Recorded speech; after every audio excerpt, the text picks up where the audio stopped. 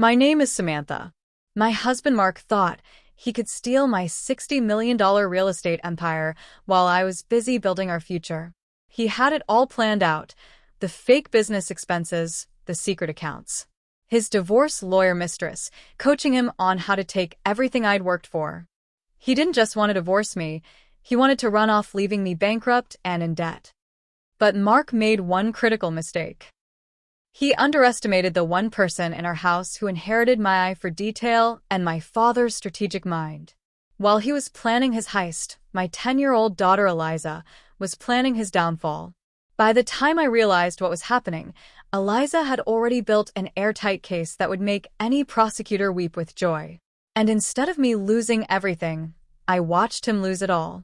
Here's how a brilliant fourth grader became the best business partner I never knew I needed. The first sign of trouble was on a Tuesday night in November. My daughter had gotten up for water, something she did every night around 11 because she inherited my overactive bladder along with my stubbornness. Our house is old, and the floorboards creak, so she's learned to move like a ghost when everyone's supposed to be sleeping. That's how she ended up standing in the hallway, frozen, listening to Mark's voice drifting from his home office. The restaurant investment story worked perfectly, Mark was saying into his phone, his voice carrying that smug satisfaction Eliza had started to recognize but couldn't name. She handed over $100,000 without questioning anything. I told her the concept needed more capital, showed her some fake projections Veronica helped me create, and boom, money transferred. Eliza pressed herself against the wall, her mind racing. Restaurant investment? I had mentioned something about helping Mark with a business idea, but this didn't sound like help. This sounded like, by Christmas, the asset transfer will be complete, and I'll legally own most of what she built, Mark continued, his voice getting stronger, more confident. 3 years of playing house husband, and I'll walk away with $60 million. She built my retirement fund, and doesn't even know it. The woman's voice on the other end was too quiet for Eliza to hear clearly, but Mark's laugh was crystal clear. Cold. Calculating. Nothing like the warm chuckles he gave when Mom was around. Don't worry, babe. She's too busy closing deals to notice what's happening right under her nose. By the time she realizes what I've done, the paperwork will be filed and the money will be ours. Eliza's heart hammered against her ribs. Our money? She might be 10, but she wasn't stupid. She knew I, her mom, worked until midnight most nights, knew I had built everything from nothing, knew that Mark watched TV and played golf while Mom was out making deals. And now she knew something else. Daddy was stealing from Mom. The next morning, Eliza watched everything with new eyes. The way Mark quickly closed his laptop when I walked into the kitchen. How he deleted text messages while stirring his coffee. The stack of papers he shuffled together and shoved into a drawer when I asked about his morning reading. Just some research for the restaurant project, Mark said smoothly, kissing my forehead. Boring stuff. I was juggling my phone, coffee, and the closing documents for 3 major deals, so I barely looked up. That's great, honey. I'm so proud of you for pursuing this. Eliza wanted to scream. She wanted to grab my shoulders and shake me and tell me to look, really look, at the man who was supposed to be protecting their family, but was actually destroying it. But what if she was wrong? What if she'd misunderstood the phone call? What if Mark really was just stressed about his business idea? The doubt lasted exactly until Mark's phone buzzed with a text message. Eliza saw him glance at it, smile, and quickly turn the phone face down. But she was 10, which meant she was short, which meant she had a perfect angle to see the screen before he flipped it. The message was from someone named Veronica. Can't wait to celebrate our victory. You've earned this, baby. That's when Eliza made her decision. She couldn't tell Mom, not yet. Not without proof. Because if she was right, Mark wasn't just cheating on me. He was planning to steal everything I had worked for. And if she was right, someone needed to protect me from the man I trusted the most. Someone needed to stop Mark before whatever he was planning became permanent. Eliza looked at her stepfather, who was humming while buttering his toast, completely unaware that he'd just made the worst mistake of his life. He'd underestimated a green. The next afternoon, while Mark was supposedly at the grocery store, Eliza made her move. She'd been thinking about that password all morning. Mark wasn't creative. He used the same 4 digits for everything. Her birthday, 0817. It was actually sweet in a twisted way. The man planning to destroy her family used her birthday to secure his secrets. Eliza slipped into Mark's home office, her heart pounding so loud she was sure the neighbors could hear it.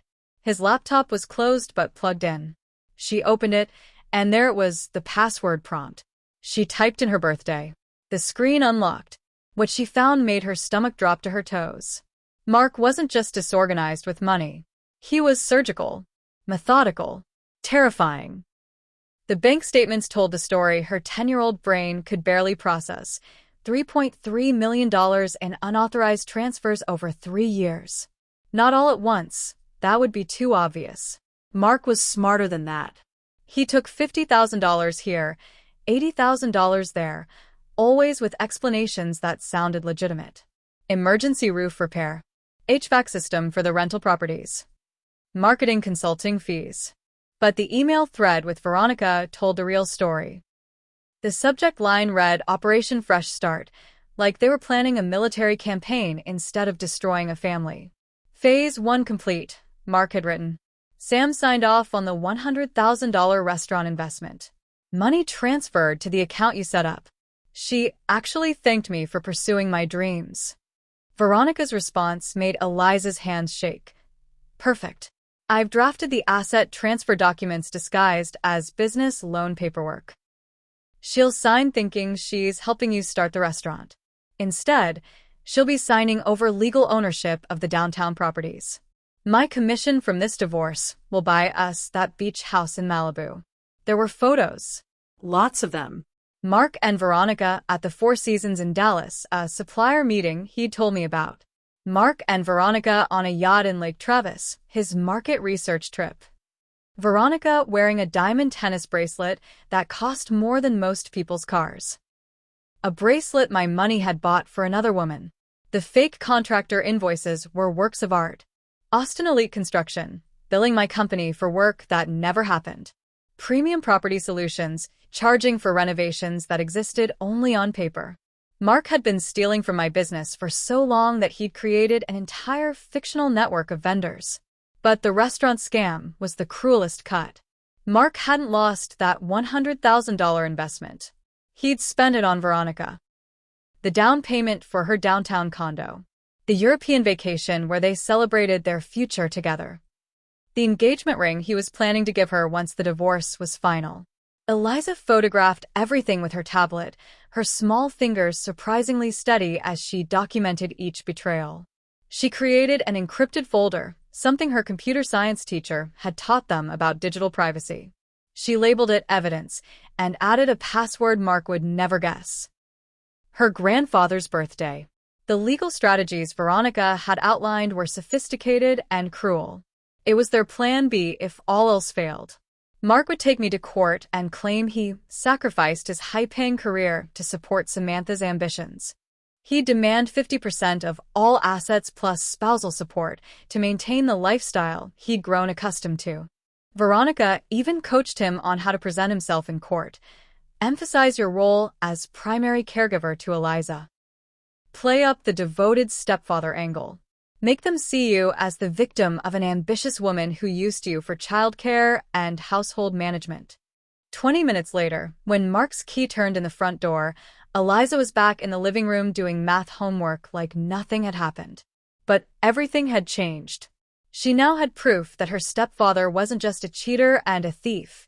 He was a predator systematically destroying the woman who loved him. And this was just the beginning. Over the next few days, Mark's behavior shifted in ways that made Eliza's skin crawl. He'd always been careful, but now he was paranoid. He changed his office password, though not creatively enough to stump a determined girl who watched him type it while pretending to read in the hallway. He installed a lock on his office door, telling us it was for client confidentiality for the restaurant business. I was working 70-hour weeks on the biggest deals of my career. 3 commercial properties downtown, 2 luxury residential developments, and a partnership with a major Austin hotel chain. I was building an empire while her husband dismantled it from the inside. The red flags were everywhere, but I was too exhausted and too trusting to see them.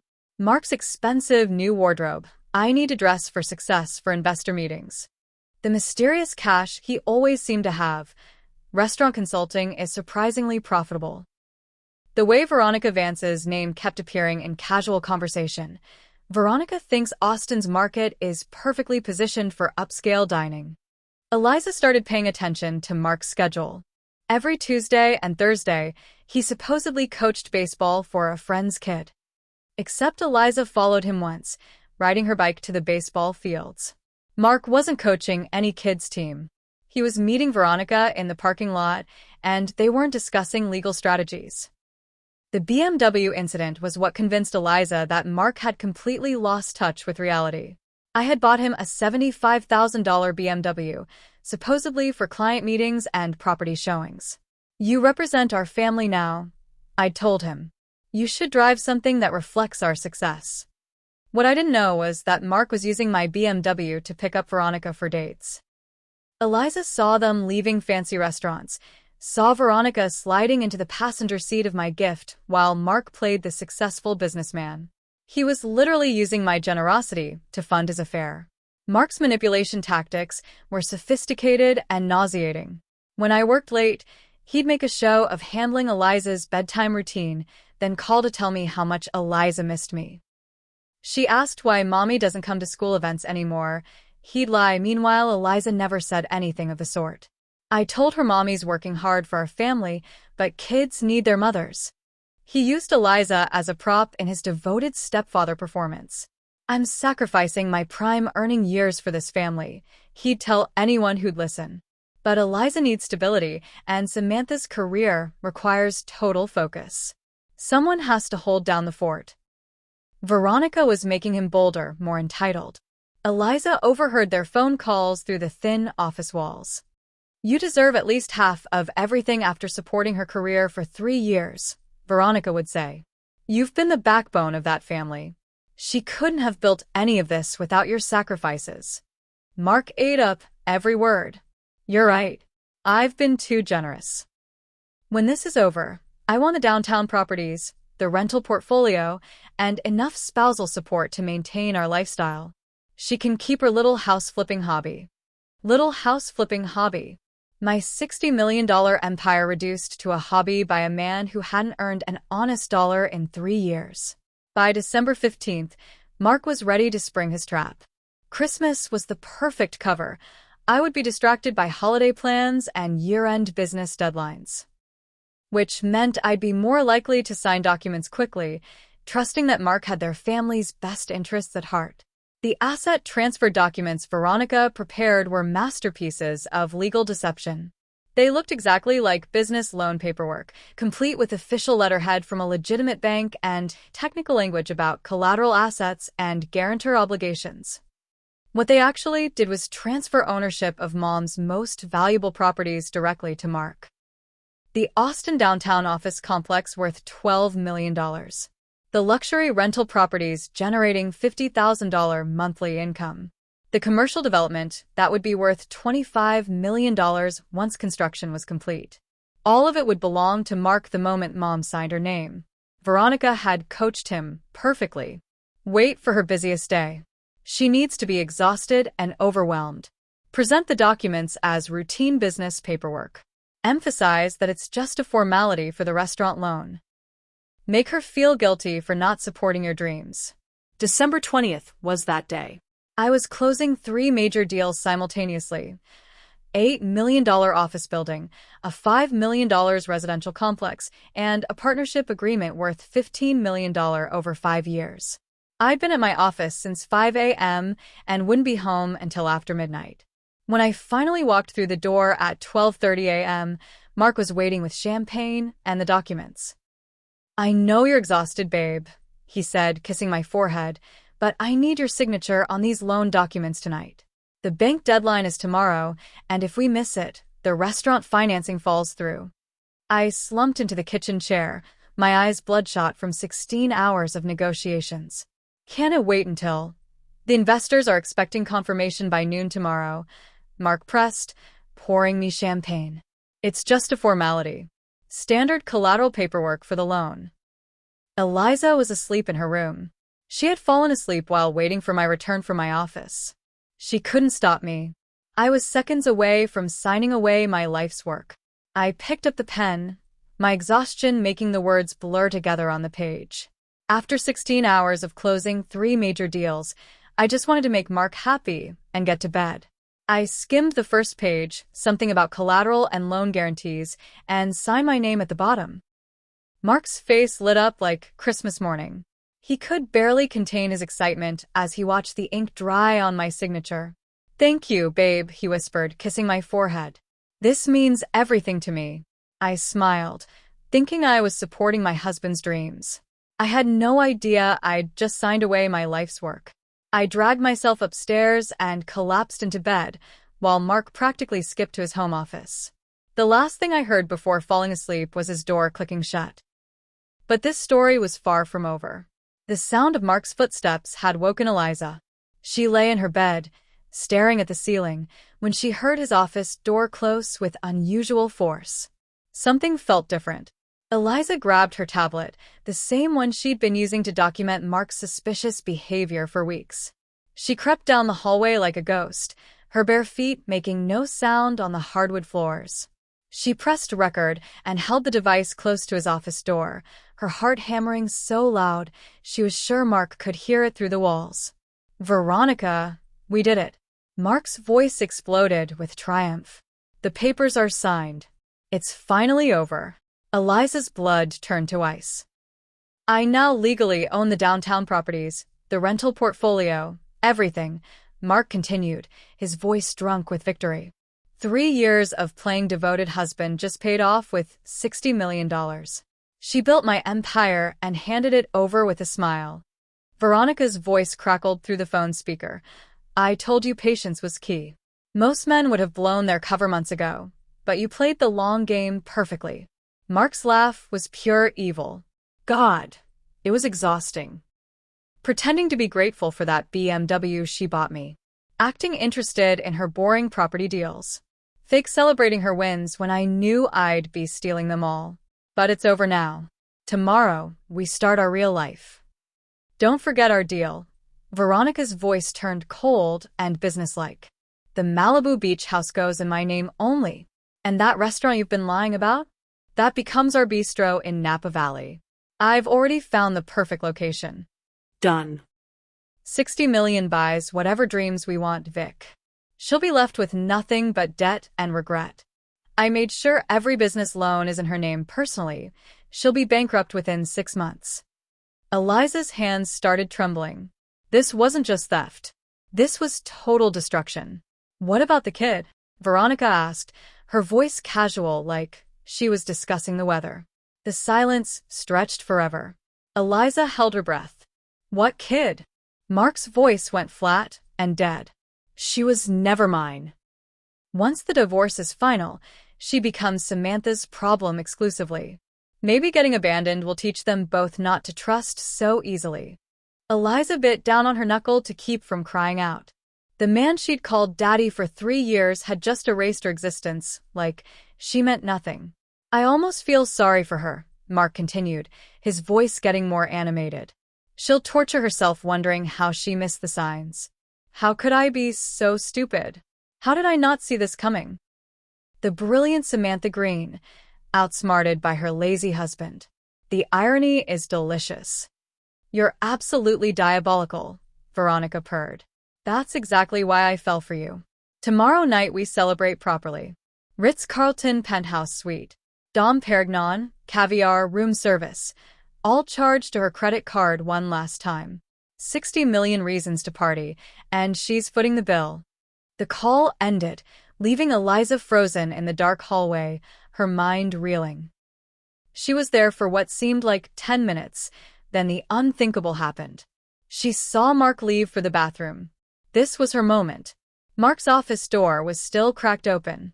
His computer screen glowed in the darkness. He always forgot to lock it when he used the bathroom. Eliza had maybe 3 minutes before he returned. She slipped inside and grabbed the documents from his desk. There was my signature, fresh and damning. transferring ownership of everything I'd built directly to Mark Clayton. The computer showed his last search: how to maximize spousal support in Texas divorce. Eliza's fingers flew across the keyboard, taking pictures of his browser history. Hiding assets from spouse legally. Texas community property loopholes. Proving financial dependence marriage. Stepfather custody rights for leverage. The searches went back 24 months. Mark had been planning our destruction since our first wedding anniversary. She photographed everything with lightning speed: the signed documents, the computer screen, search after search proving premeditation. Her evidence folder was now complete: financial theft, romantic betrayal, legal conspiracy, and cold-blooded intent. She had more than enough. Eliza returned everything exactly as she'd found it and ghost walked back to her room, her tablet clutched against her chest like a shield. Mark returned to his office, humming quietly, completely unaware that his victory had just become his downfall. He locked his door and went to bed, probably dreaming about Malibu beaches and Napa Valley bistros. She photographed everything with lightning speed: the signed documents, the computer screen, search after search proving premeditation. Her evidence folder was now complete: financial theft, romantic betrayal, legal conspiracy, and cold-blooded intent. She had more than enough.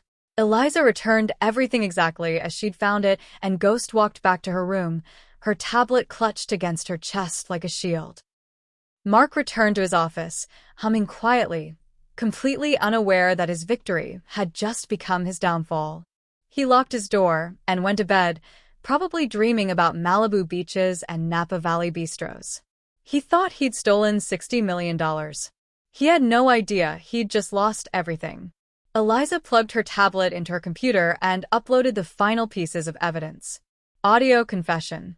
Photos of the signed theft documents. Screenshots proving 2 years of planning. Bank records. Email threads. Fake invoices. Everything organized in her encrypted folder. Then she did something that broke my heart when she told me later. She came into my room, climbed into bed beside me, and shook me awake. "Mom," she whispered in the darkness. "We need to talk. I have something to show you." I was about to discover that while I'd been building an empire, my daughter had been saving it. Christmas morning arrived with perfect Austin weather, 70 degrees, and crystal blue skies. The smell of cinnamon rolls filled our house, but I felt sick to my stomach. Eliza had shown me everything the night before. 3 years of systematic theft. Audio recordings of Mark planning my destruction. Photos of him with his mistress Victoria. Browser history proving 2 years of premeditation. My 10-year-old daughter had spent weeks building an airtight case against the man I'd trusted with everything. Mark bounced into the kitchen like a man without a care in the world. "Merry Christmas, family," he announced, practically glowing with excitement. "This is going to be our best Christmas yet." He had no idea how right he was. I set down my coffee and looked at the man I'd married. "Mark," I said, my voice flat and cold. "We need to talk." Something in my tone made him pause, but his confidence didn't waver. Why should it? He thought he held all the cards. Last night, I'd signed documents that legally transferred my empire to him. In his mind, he'd already won.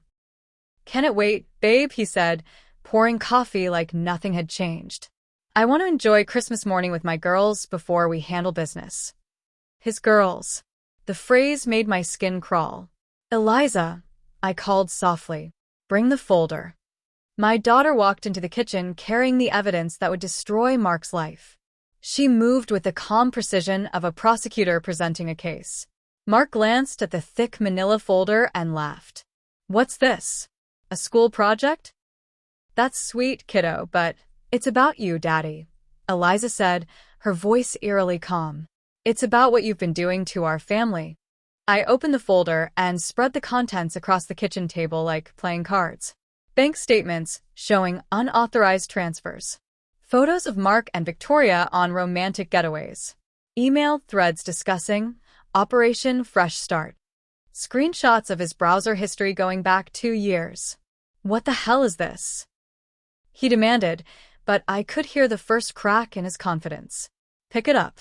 The command in my voice finally penetrated his arrogance. Mark flipped open the folder, and I watched his face transform as he read the first page. His coffee mug froze halfway to his lips. Page 2 showed bank records with highlighted discrepancies in Eliza's careful handwriting. Page 3 was photos of him and Victoria kissing at the Four Seasons. Page 4 contained email printouts discussing Operation Fresh Start. What is this? Mark stammered, his face draining of color. This is why the accounts never balanced, I said, my voice deadly calm. This is why I kept needing more credit lines. This is why my cash flow projections were always wrong. Because my husband was systematically stealing from me. Sam, this is some kind of misunderstanding. Eliza's just a kid. She doesn't understand. Look at me, I commanded. When his eyes met mine, I held up the photo of him and Victoria kissing. Explain this. Eliza, I said, never breaking eye contact with Mark. Show him the rest. Eliza pulled out her tablet with the composure of a seasoned investigator. The audio file began playing, Mark's own voice filling our Christmas morning with poison. I now legally own the downtown properties, the rental portfolio, everything. 3 years of playing devoted husband just paid off with $60 million. She built my empire and handed it over with a smile. Mark lunged forward, trying to grab the tablet. That's taken out of context. You can't just, but I was already reading the browser history screenshots. My God, I whispered. You've been planning this since our first anniversary. You married me for my money. You've been stealing from me for 3 years. And last night, you tricked me into signing over everything I've built. 3 years of lies, I said, more to myself than to him. 3 years of theft. 3 years of planning to destroy me while I trusted you with everything. I looked at Eliza, my brave 10-year-old daughter who'd carried this impossible burden to protect me. How long have you known? Since November, Eliza said quietly. I heard him on the phone with Victoria. I knew I needed proof before I told you. The weight of that hit me like a truck. My child had been protecting me from the man who was supposed to protect us both. You investigated all of this yourself? Eliza nodded. I used his computer when he went grocery shopping. I recorded his phone calls. I had to be sure before I told you. Mark was looking between us like a man watching his execution. She's just a kid. She doesn't understand what she's doing. She's destroying our family. That's when my composure finally cracked. She's destroying our family? I stood up slowly, my voice shaking with fury. Mark, show Daddy what else you found, sweetheart. The word Daddy came out like poison. Mark's face flushed red. He seemed unsure if all this evidence could be used to challenge the document I signed. Sam, you're being manipulated by a child. She watches too much TV and thinks she's some kind of detective. She's just a kid who caught you stealing $3.3 million, I repeated slowly. She's just a kid who recorded you planning to steal $60 million more. She's just a kid who saved me from signing documents that would have left me bankrupt. Eliza pulled up another audio file, the part where Mark called her not my problem anymore. The silence that followed was deafening. You talked about my daughter like she was garbage, I said, my voice shaking with rage. You planned to abandon the child who called you Daddy for 3 years. The color drained from Mark's face, but he forced a laugh. Okay, you caught me. So what? It doesn't matter anymore. He reached into his briefcase and pulled out a folder. Because last night, my loving wife signed legal documents transferring ownership of her properties to me. Everything you just showed me? It's irrelevant. I own it all now. Mark's confidence was returning. He thought he'd won. That's when Eliza smiled, the same cold smile I gave difficult clients. You mean these documents? She asked sweetly, pulling the signed papers from her own folder. Mark's face went through every color in the spectrum. How did you? I took them from your office while you were in the bathroom, Eliza said matter-of-factly. Right after I recorded your victory call with Victoria. Mark lunged forward, grabbing desperately at the papers. Give me those. Those are legal documents. I caught his wrist before he could reach them. Were legal documents. Past tense. Eliza calmly tore the papers in half, then quarters, then eighths. Pieces of Mark's grand scheme fluttered to the kitchen floor like confetti. No, Mark screamed, dropping to his knees, trying to gather the fragments. You can't do this. I had legal ownership. I won. You won nothing, I said, standing over him as he scrambled on the floor. You stole from me. You lied to me. You planned to destroy me. And you got caught by a 10-year-old. Mark looked up at me from the floor, pieces of torn paper in his hands, finally understanding that his perfect crime had become his perfect downfall. You're destroying our family, Mark screamed at her. You're turning my daughter against me. The room went dead silent. Then Eliza spoke with devastating calm. I'm not your daughter. You're just the man who stole from my mom. Mark staggered backward. How can you say that? I raised you. Fathers protect their families, Eliza said simply. They don't steal from them. They don't abandon them. This isn't over, he said, his voice turning threatening. I have rights. I have lawyers. You can't throw me out based on some kid's investigation. But we all knew it was over. And that's when I dropped the final bomb. Pack your things, I said quietly. You have 30 minutes. Then I'm calling the police. Mark stared at the shredded documents in his palms, the ruins of his $60 million dream, and finally realized he'd lost everything to the child he'd planned to abandon. Mark opened his mouth to argue, but something in my expression stopped him. He looked at Eliza one last time, searching for any trace of the little girl who used to hug him goodnight. He found only the steely determination of a green woman who just won the most important battle of her life. I moved like a woman possessed. Before Mark had even finished packing his bags, I was on the phone with Homier Attorney, my bank, and the Travis County Sheriff's Department. Every account frozen. Every credit card canceled. A restraining order filed before lunch. Mrs. Green, my lawyer said, reviewing Eliza's evidence folder. I've been practicing family law for 23 years, and I've never seen a case this well documented. Your daughter just handed us a slam dunk. Mark hired the first attorney who'd take his case, a bargain basement divorce lawyer named Jim Hendricks who specialized in deadbeat dads and custody battles. Hendricks took one look at the evidence and quit within a week. I can't represent you, he told Mark bluntly. This isn't a divorce case. This is a federal fraud investigation waiting to happen. Find yourself a criminal attorney. Veronica's professional crisis unfolded like a Greek tragedy. The Texas State Bar launched an ethics investigation within 48 hours of receiving Mom's complaint. Veronica's law firm placed her on immediate suspension pending review. Her other clients began requesting new representation when word spread about her conflict of interest in the Green case. But the real death blow came when Mark could no longer afford his expenses. The Malibu beach house Veronica had been dreaming about? Gone. The European vacation they'd planned? Cancelled. The diamond tennis bracelet he'd bought her with Mom's money? She'd already pawned it to make her rent. You promised me $60 million. Veronica screamed at Mark during their final phone call, a call my private investigator recorded from the parking lot outside Veronica's apartment complex. You said this was foolproof. You said your wife was too trusting to figure it out. How was I supposed to know a 10-year-old would turn into Nancy Drew? Mark shot back. This is your fault. You're the lawyer. You should have anticipated this. Their relationship died the day Mark's accounts were frozen, and Veronica realized she'd destroyed her career for a man with no money and no prospects. When the divorce proceedings finally began a month later, Mark showed up with his third attorney, a court-appointed public defender who looked like he'd rather be anywhere else on earth. Mark's strategy was pathetic but predictable. Play the victim. He claimed I was a vindictive woman manipulating an impressionable child to destroy him out of spite.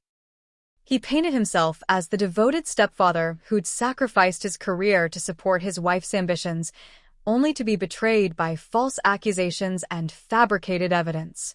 Your Honor, Mark said during his testimony, his voice quavering with manufactured emotion, I loved that little girl like she was my own daughter.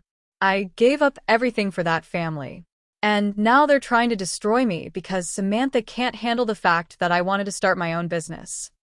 The judge, a 60-year-old woman named Patricia Hawkins who'd seen every divorce scam in the book, looked thoroughly unimpressed. Then Eliza took the stand. At 10 years old, she should have been intimidated by the courtroom, nervous about testifying against the man who'd been her stepfather for 3 years. Instead, she walked to the witness stand like she was giving a school presentation, carrying her own folder of evidence. "Can you tell the court why you began investigating Mr. Clayton?" Mom's attorney asked gently. "I heard him on the phone planning to steal Mom's properties," Eliza replied calmly. "He said he was going to trick her into signing papers that would give him legal ownership of everything she'd built. He said she was too trusting to notice what was happening." "And what did you do with this information?" "I gathered evidence. Bank statements showing unauthorized transfers. Photos of him with his girlfriend Veronica. Email threads discussing their plan. Audio recordings of their phone calls. I documented everything because I knew people would think I was just a kid making things up." Eliza opened her folder and began presenting her case like a seasoned investigator. Transaction dates, dollar amounts, timeline of thefts. She'd organized everything chronologically with color-coded tabs and summary sheets. "This is when Mark told Mom he lost $100,000 in a restaurant investment," she said, pointing to a bank statement. "But this is the same $100,000 he spent on Veronica's condo down payment and their vacation to Europe. He didn't lose the money. He stole it." Judge Hawkins leaned forward, fascinated. "Did you receive help from any adults in compiling this evidence?" "No, ma'am. "I did it myself while Mark was grocery shopping or meeting with Veronica. I used his computer because he never changed his passwords. I recorded his phone calls through the office door. I followed him once to make sure he wasn't really coaching baseball like he claimed." "And why didn't you tell your mother immediately?" Eliza's answer silenced the courtroom. "Because Mom trusted him completely. She was working so hard to build something for our family, and I knew she'd blame herself if she found out he was stealing from her. I needed proof that nobody could argue with. I needed to protect her the way she'd been protecting me my whole life." There wasn't a dry eye in the courtroom. Even Mark's public defender looked like he wanted to hug her. Mark's counterstrike was as desperate as it was predictable. Through his attorney, he filed a motion claiming all of Eliza's evidence had been illegally obtained by a minor without proper consent or legal authority. "Your Honor," the public defender argued half-heartedly, "the child accessed my client's private computer, recorded confidential phone conversations, and conducted surveillance without permission. This evidence should be inadmissible under the Fourth Amendment." Judge Hawkins raised an eyebrow. "Counselor, are you seriously arguing that a 10-year-old violated your client's constitutional rights by catching him committing felony theft in her own home?" The attorney wisely moved on to Mark's new victim narrative, that I was an absent mother who forced Mark to handle all financial responsibilities, then blamed him when her risky business investments went south. "My client was essentially a single parent," the attorney claimed. "Mrs. Green worked 70-hour weeks, leaving Mr. Clayton to manage household finances, childcare, and business administration. When her over-leveraged real estate empire began showing losses, she needed a scapegoat. Who better to blame than the stepfather who'd sacrificed his own career for her success?" It was a creative fiction, but it crumbled the moment my attorney called Veronica Vance to testify. Veronica showed up in court looking like she hadn't slept in weeks. Her law license was under review, her career was in ruins, and she was facing potential criminal charges for conspiracy to commit fraud. She had exactly one card left to play: cooperation. "Ms. Vance," my attorney began, "did you have a romantic relationship with Mark Clayton?" "Yes." "Did you assist him in planning to defraud Mrs. Green?" Veronica glanced at Mark, saw no salvation there, and chose self-preservation. "Yes." "Mark approached me about strategies for maximizing his divorce settlement. I helped him identify which assets would be most valuable and how to position himself as the injured party." "Did you help him create false documentation?" Yes.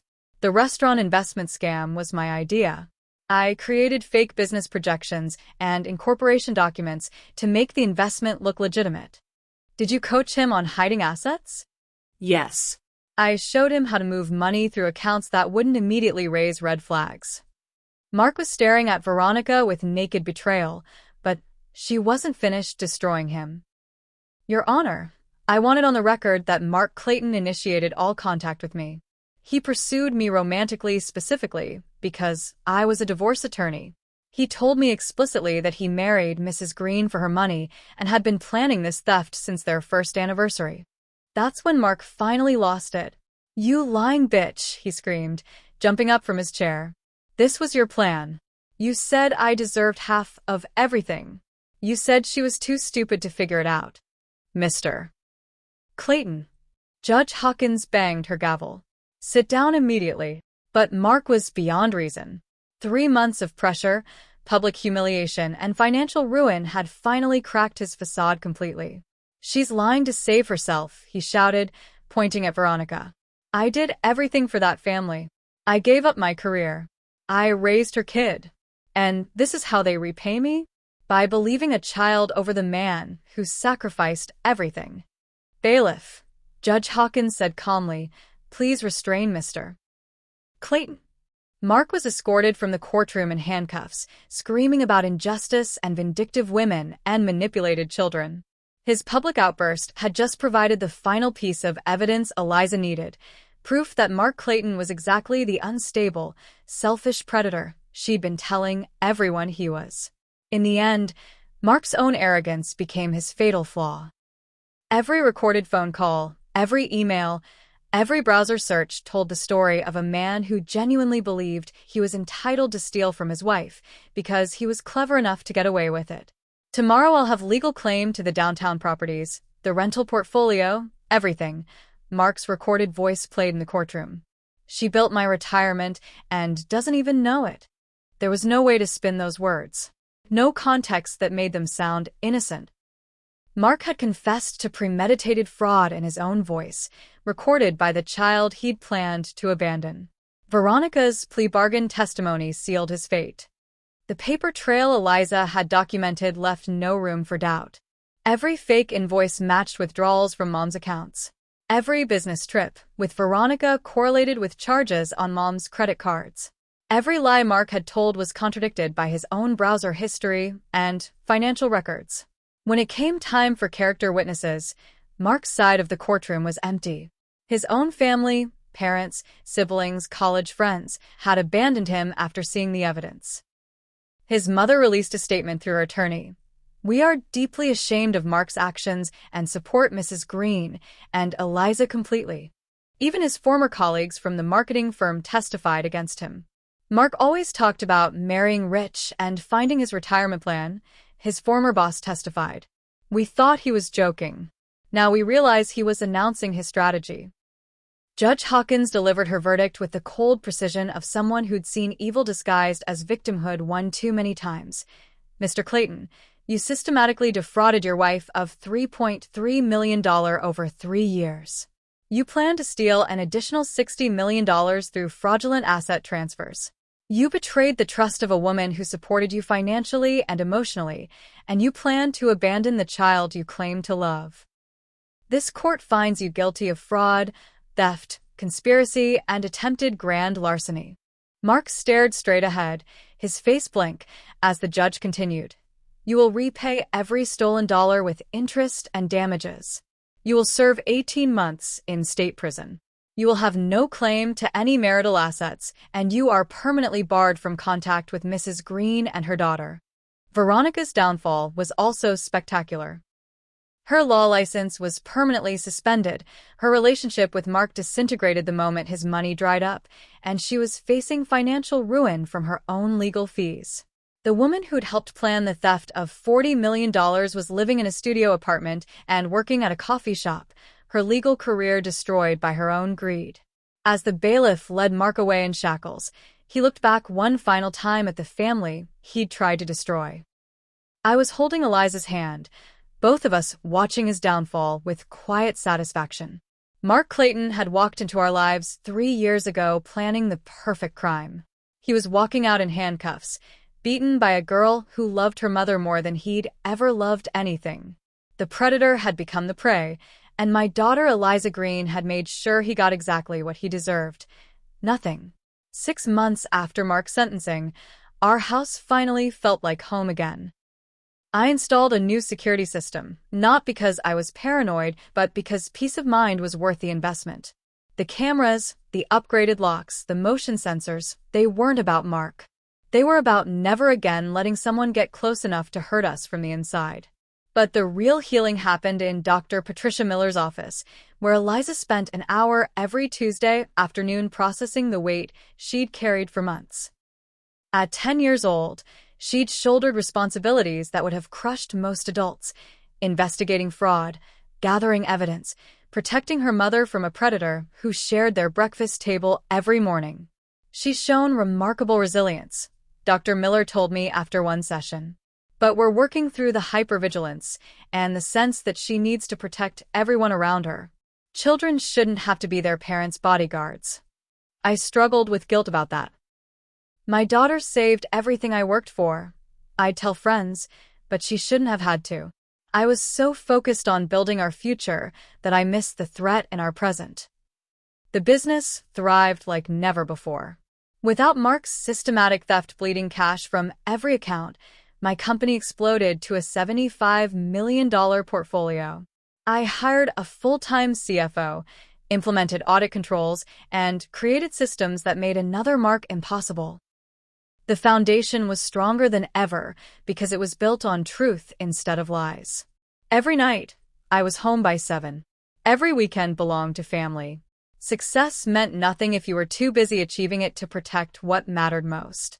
When I shared our story at a women's business network meeting, 7 other women approached me afterward with similar experiences.